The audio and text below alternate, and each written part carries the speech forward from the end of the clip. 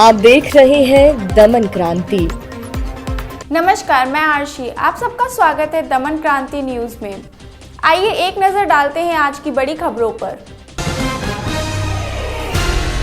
चीन के वुहान प्रयोगशाला से कोरोना वायरस निकला या नहीं, जांच जारी। राष्ट्रपति डोनाल्ड ट्रंप का कहना है कि अमेरिका उन खबरों पर गौर कर रहा है जिसमें दावा किया जा रहा है कि कोरोना वायरस चीन के वुहान शहर के विषाणु विज्ञान प्रयोगशाला से निकाला है। व्हाइट हाउस में पत्रकारों ने जब ट्रंप से पूछा कि इस बात की जाँच की जाएगी कोविड-19 का वायरस वुहान के लैब से निकला है, तो उन्होंने कहा कि हम इसे देख रहे हैं कि बहुत सारे लोग इसे देख रहे हैं। इस बात में कुछ सच्चाई तो नजर नहीं आती। ट्रंप ने इस बात की जांच करेंगे कि जिस वायरस की वजह से पूरी दुनिया 1.5 लाख से ज्यादा लोगों की मौत हुई है, उसे चीन के वुहान लैब में तो नहीं बनाया गया था। ट्रंप ने दावा करते हुए कहा कि ये एक खास तरह का चमगादड़ की बात करते हैं, लेकिन वो चमगादड़ उस क्षेत्र में नहीं है। क्या आप इस बात पर विश्वास कर सकते हैं?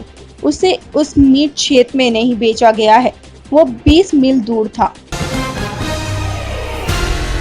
30 दिन में देश के दर्जन कंपनियां बनाने लगी संक्रमण जांच किट। सीमित संस्थानों के बावजूद महामारी से लड़ाई को हमारे वैज्ञानिकों ने और भी मजबूत कर दिया है। महज 30 दिन के भीतर ही उन्होंने दर्जन भर से ज्यादा किट तैयार कर दी हैं, जो विदेश की तुलना में न सिर्फ सस्ती हैं बल्कि आधे से भी कम समय में संक्रमण का पता लगा सकती है। दिल्ली, महाराष्ट्र, तमिलनाडु और मध्य प्रदेश सहित देश के अलग अलग हिस्सों में इन स्वदेशी किट्स के जरिए मरीजों की पहचान और सर्विलांस दोनों का काम शुरू हो जाएगा। इतना ही नहीं, 20 से ज्यादा स्वदेशी किट्स को मान्यता देने के लिए पुणे स्थित नेशनल इंस्टीट्यूट ऑफ वायरोलॉजी में लगातार ट्रायल जारी है।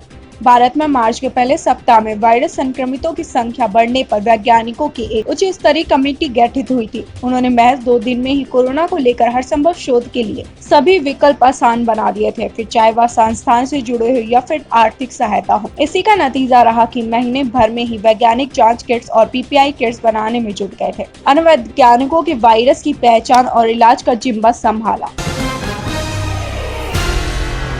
ऑपरेशन सील्ड के बाद दिल्ली के 4 इलाकों में नहीं मिले नए मरीज। आज नए कंटेनमेंट जोन। दिल्ली में बेशक हर रोज नए इलाकों को कंटेनमेंट जोन के तौर पे घोषित किया जा रहा है, लेकिन पहले से हॉटस्पॉट सील इलाकों में कोरोना संक्रमण के मामलों में कमी आई है। दिल्ली सरकार का कहना है कि दिलशाद गार्डन के बाद अब रजौरी गार्डन, वसुंधरा एक्सक्लेव और खिचड़ीपुर में संक्रमण के नए मरीज ऑपरेशन सील्ड चलाने के बाद नहीं मिले हैं। उधर शुक्रवार को दिल्ली सरकार ने 8 नए कंटेनमेंट जोन घोषित किए हैं।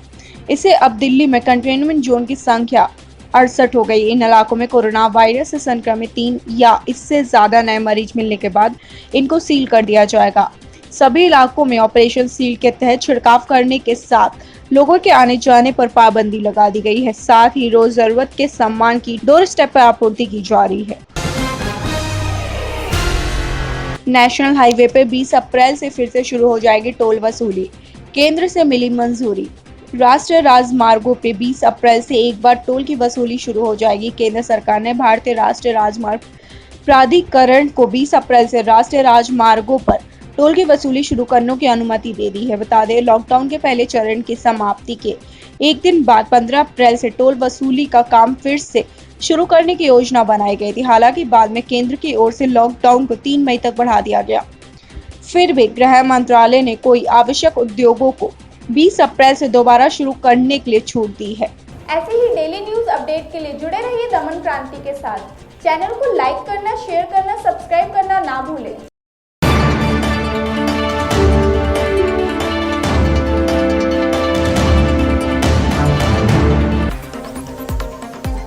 आप देख रहे हैं दमन क्रांति।